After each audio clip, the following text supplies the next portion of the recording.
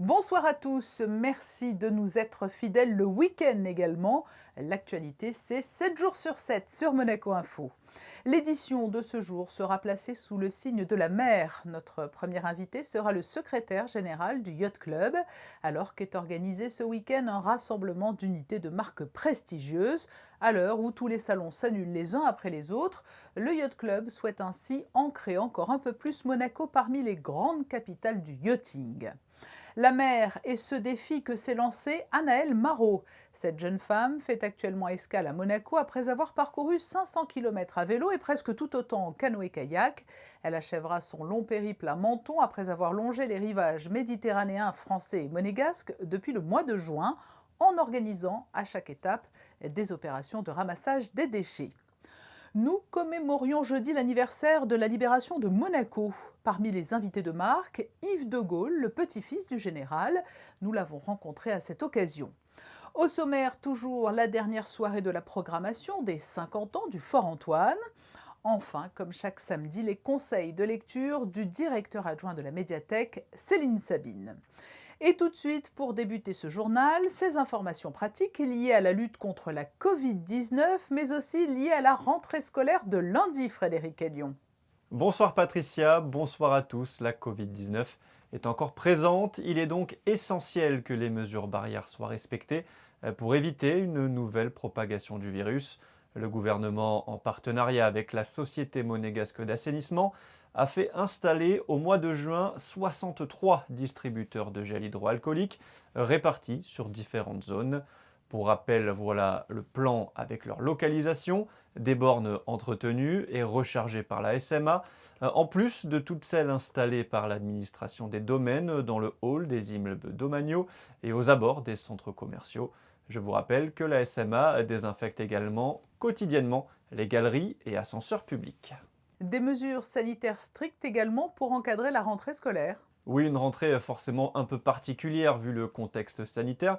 Faisons un récapitulatif des horaires pour les différents établissements Patricia. Au collège Charles III, les élèves de 3e ouvriront le bal à 8 heures, suivi des 5e à 9h30 et des 4e à 11 heures. Les 6e effectueront leur rentrée l'après-midi à 14 heures.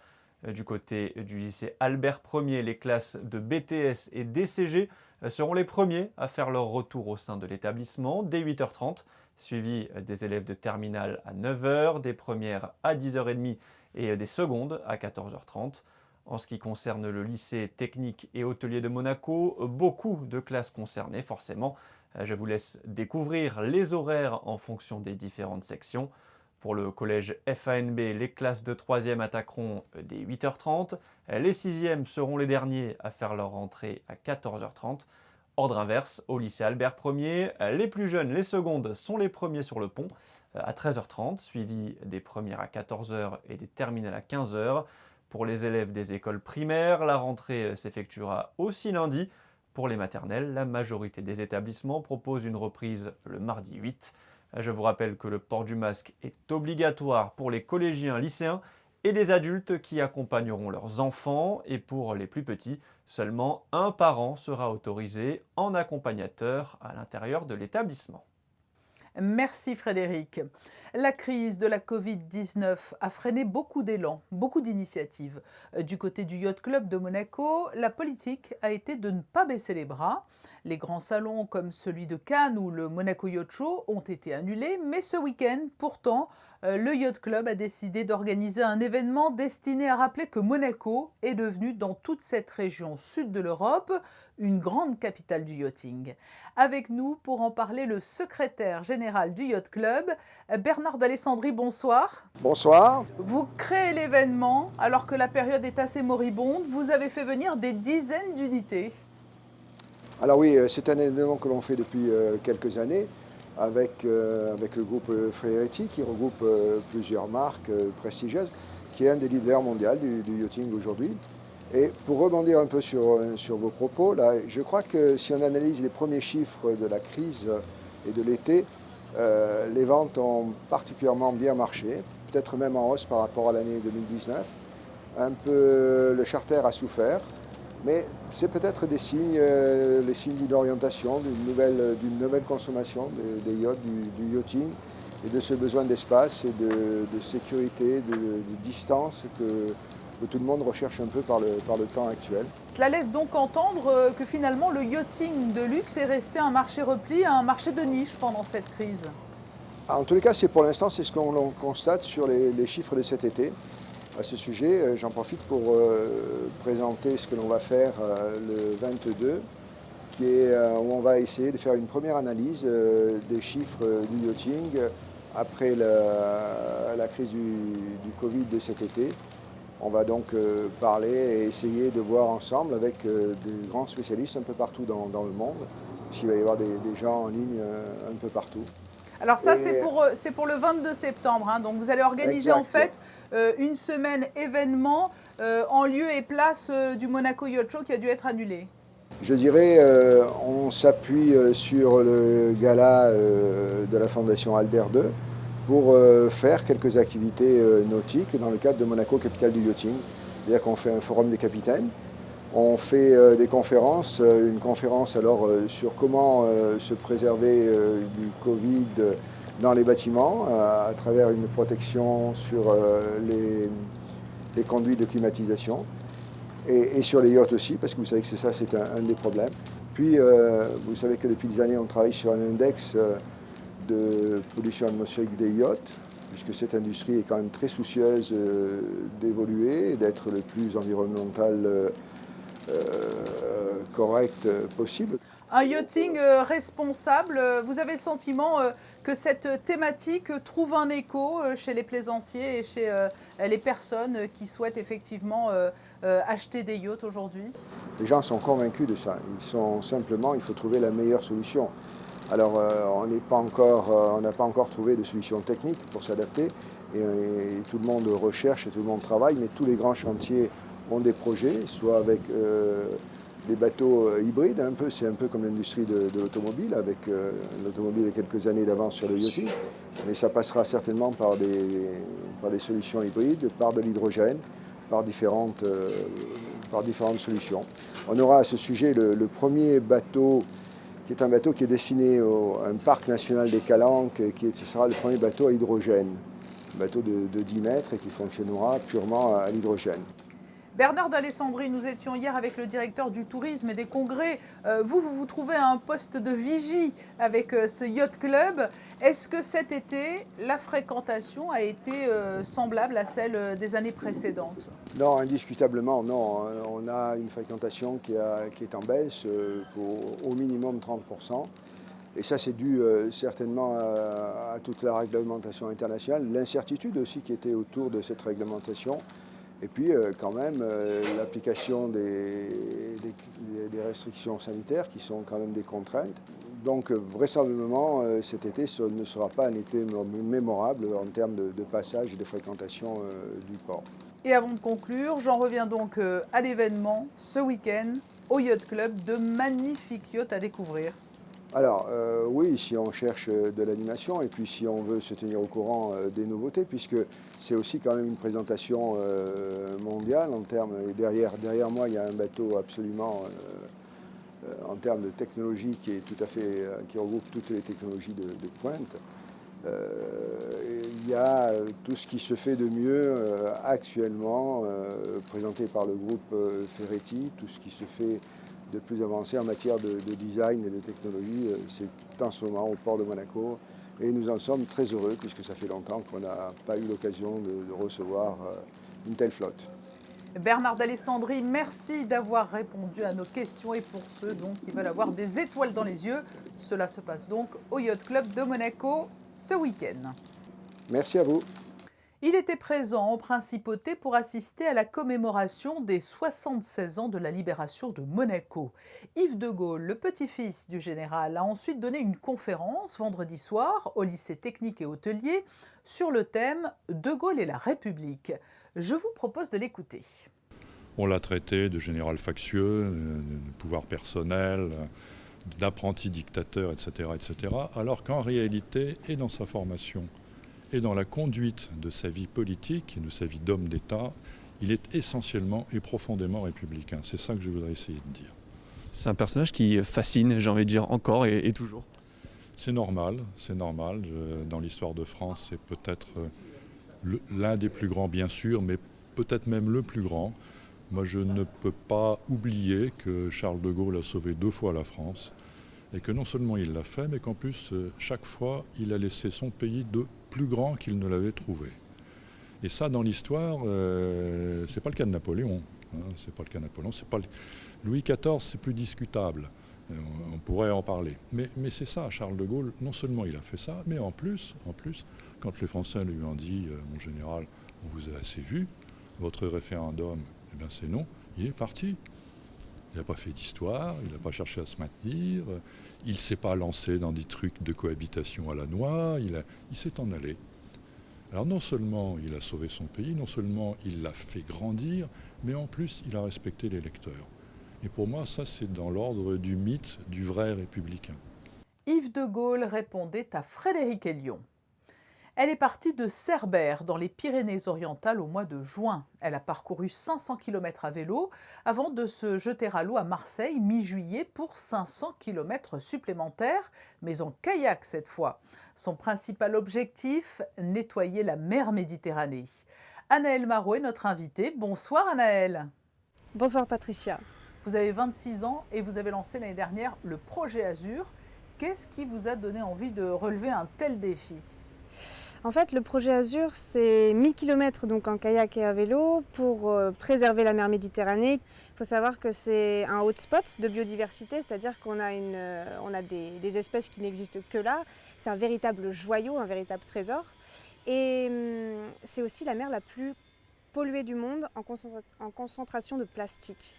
Donc il y a un véritable enjeu à faire sur le littoral, juste chez nous. Vous dites que ce projet, le projet Azur, c'est une éco-aventure participative. Qu'est-ce que cela signifie ? Les personnes qui habitent sur le littoral connaissent mieux que moi la mer Méditerranée, ils connaissent bien leur territoire. Et l'idée, c'est pas que j'arrive en expliquant comment on doit faire. J'ai envie de recueillir les informations des personnes qui sont sur ce littoral, qui connaissent leur milieu, et aussi de passer à l'action tous ensemble. Donc organiser des ramassages tous les dimanches sur le littoral, de Cerbère à Menton. Là en ce moment c'est la pause, c'est l'étape à Monaco et j'en suis très contente. On va avoir un ramassage dimanche avec des kayaks et des apnéistes. Combien de kilos de déchets avez-vous récolté depuis le début et quelles sortes de déchets principalement ? Alors jusqu'à aujourd'hui, on a récolté plus de 2,5 tonnes de déchets avec plus de 500 participants sur les 41 sites.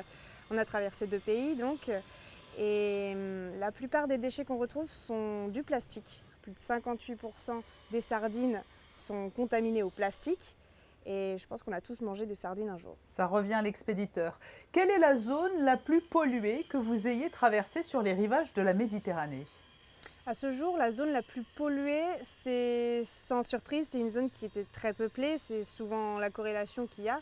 Et donc c'était Marseille où j'étais arrivée sur la calanque des Cambrettes avec une concentration en plastique absolument incroyable juste après un coup de mer. Pourtant c'est que la partie immergée de l'iceberg en fait. Ce qu'on va voir nous sur le littoral c'est 1% des plastiques, le reste est déjà au large. Dans les gyres sur les continents de plastique, on en a aussi en Méditerranée, ou alors déjà au fond et ils font partie de la biodiversité. Les gens que vous rencontrez au gré de vos pérégrinations s'associent spontanément et rapidement à votre projet Azur ? Déjà, j'arrive en kayak. J'arrive, sans moyens motorisés. J'ai fait l'effort, entre guillemets, de le faire à la force de mes bras et ça impressionne. Et la cause est louable, tout le monde se sent concerné par la mer en danger. Donc à chaque fois, j'ai un super accueil et ça me permet d'aller plus loin. Il y a une équipe aussi derrière moi qui travaille à ce qu'on ait un maximum de visibilité, à ce qu'on ait des données scientifiques importantes pour pouvoir les relayer par la suite. Et ouais, il y a une belle adhésion au projet, tout le monde s'y identifie un petit peu et c'est pour ça que ça en fait une expédition participative. Vous êtes à Monaco tout au long du week-end, c'est l'avant-dernière étape de votre projet avant Menton. Vous venez de rencontrer le directeur de l'environnement à Monaco qui vous a présenté la politique de déchets en principauté. Quel regard portez-vous sur la dynamique initiée en la matière à Monaco ? Il y a une dynamique qui est assez différente de la France, ça c'est certain. Il y a aussi le fait que ce territoire est, moi de mon œil extérieur, je le vois un peu comme un laboratoire dans le sens où il y a des possibilités de faire des choses novatrices, notamment en matière de réduire les plastiques à usage unique, avoir banni la vaisselle plastique jetable, même ça je trouve ça génial, ça devrait être fait partout. Et cette étape à Monaco, elle est particulièrement importante et intéressante puisqu'elle va me permettre d'engranger tout ce savoir-là et d'arriver à le diffuser autour de moi. Alors très important, avant de conclure, rappelez-nous le lieu de rendez-vous, de quelle manière on peut vous aider dimanche? Alors ce dimanche, rendez-vous à 10 h devant le Star & Bars pour les piétons. Et pour les kayaks et les paddles, on va faire une mise à l'eau à l'école bleue, juste à côté. Et de 10 h à midi, on va faire un ramassage. C'est noté. Merci Anaëlle Marot et avis donc à ceux qui souhaitent faire un beau geste pour la mer Méditerranée. Merci beaucoup. Ouvrons le chapitre culturel de ce journal avec la dernière soirée des 50 ans du Fort Antoine et le spectacle Conseil de classe. Reportage. Un professeur seul dans sa classe qui en profite pour dévoiler à ses élèves, absents donc, tout ce qu'il n'a pas osé leur dire durant l'année en leur présence. Conseil de classe, c'est un seul en scène plein d'humour, grinçant, que Geoffrey Rouge-Carassa joue depuis 2018 et qu'il a écrit en fonction de son vécu et de son expérience. J'ai passé pas mal de temps dans des collèges et des lycées de la banlieue parisienne ces dernières années pour faire des interventions en milieu scolaire. Et il y avait plein de fois où je me retrouvais face aux élèves et j'avais envie de leur dire des trucs, mais je manquais de temps, je manquais de répartie, Des fois c'était interdit par rapport au règlement, donc je me suis retrouvé à écrire des choses à côté sur ce que j'aurais pu dire aux élèves et cet exercice-là est devenu un spectacle par la suite. J'ai l'impression que le spectacle, il nous ramène à cette idée tout à fait anodine mais tout à fait importante que un prof c'est un être humain, que ça demande beaucoup d'énergie, que c'est un métier qui est très prenant si jamais on veut le faire bien. Et je pense que ce spectacle est une sorte de poème pour tous les profs du monde. Ce spectacle vient clôturer la programmation des 50 ans du Théâtre du Fort Antoine qui a permis de faire vivre tout l'été la culture en principauté. Paris réussi, anniversaire du cinquantenaire du Fort Antoine réussi et surtout une grande joie pour le public, un très grand plaisir et puis tous ces remerciements de la part des artistes qui n'avaient pas joué depuis le confinement et qui sont venus rejouer pour la première fois dans cet amphithéâtre et ça nous a fait vraiment très chaud au cœur et ça a été un partage tout particulier avec le public bien qu'il fût masqué, dans des représentations de tout genre. D'un théâtre à un autre, après le Fort Antoine cet été, le théâtre Princesse Grace prend le relais à la rentrée. La programmation sera annoncée lundi. Et Françoise Gamerdinger sera notre invitée lundi à 19 h pour nous dévoiler la programmation du théâtre Princesse Grace. C'était la dernière du Fort Antoine et c'est la dernière également ce week-end du Festival international d'orgue, Frédéric. Oui, avec un dernier rendez-vous dimanche, Patricia, dès 16 h, une conférence de Claude Passé, l'orgue à Monaco, 16e et 21e siècle. Depuis 1639, près de 40 instruments ont été installés en principauté. Actuellement, 14 sont en service à Monaco. Après cette conférence, vous pourrez assister à un ciné-concert à 17 h avec Métropolis, une version restaurée du film de Fritz Lang datant de 1927. Accompagné par une improvisation à l'orgue de Jean-Baptiste Dupont. En formulant les qualifications du Grand Prix d'Italie. Oui, et toujours aussi peu de suspense, Patricia, les Mercedes continuent de dominer largement la concurrence. Nouvelle pole position pour Lewis Hamilton, la 6e déjà cette saison en 8 courses. Le Britannique devance son coéquipier Valtteri Bottas et Carlos Sainz qui va chercher une belle 3e place sur la grille. Côté Ferrari, pas de miracle, Charles Leclerc a fait son maximum et s'élancera 13e. Sébastien Vettel partira lui 17e. C'est désormais une tradition du samedi. Le directeur adjoint de la médiathèque, Céline Sabine, nous propose ses coups de cœur littéraires. Aujourd'hui, un roman signé d'un auteur, Fab Caro, que l'on connaît plutôt pour les bandes dessinées qu'il a publiées, dont Zai Zai Zai, qui a même été adapté au théâtre et bientôt au cinéma. Son livre s'intitule Broadway. Broadway, contrairement à ce que le titre l'indique, raconte l'histoire d'Axel, dont la vie n'a rien à voir avec une comédie musicale. Axel a 46 ans, 2 enfants, marié. Il mène une vie très ordinaire, un travail ordinaire, une maison dans un lotissement tout à fait banal. Il reçoit un jour au courrier une enveloppe dans le cadre du programme national du dépistage contre le cancer colorectal. Rien de bien inquiétant, toute personne de 50 ans révolue doit recevoir cette enveloppe et faire le dépistage. Mais voilà, on l'a dit, Axel a 46 ans. Du coup, sa vie s'effondre. Il va se poser plein de questions sur le sens de sa vie, d'autant que ces 2 enfants, il découvre qu'ils sont devenus des ados dans toute leur splendeur. Des scènes hilarantes où le personnage cherche dans sa tête comment échapper au prochain dîner avec les voisins. Donc c'est vraiment voilà, un regard sur nous, sur nous-mêmes, sur la société, mais toujours avec de l'humour. Céline Sabine, directeur adjoint de la médiathèque, était au micro de Chrisinda Thomel. Passons aux prévisions météo pour la fin du week-end. Est-ce que la journée de dimanche sera aussi belle que celle de samedi ? Même tendance, Patricien, dimanche très ensoleillé avec de rares nuages, quelques degrés en moins par rapport à la journée d'hier. Le thermomètre affichera 19 degrés le matin à 9h et 23 l'après-midi. L'eau est encore à 25 degrés pour ceux qui décideront de passer le dimanche à la plage. Le soleil se lèvera à 6h58 pour se coucher à 19h58. Dimanche 6 septembre, nous fêterons les Bertrands. Voilà de quoi terminer ce week-end de la plus belle des manières. Vous le savez, nous nous retrouvons le dimanche à 20h pour le best-of de la semaine. Demain à 19h, La Vigie, le magazine de Yann-Anthony Noguès, avec pour invité le secrétaire d'État Jacques Boisson. Pour nous quitter, une idée peut-être d'activité ce week-end, le mini-golf du parc Princesse Antoinette qui a rouvert au mois d'août. Très belle soirée à tous.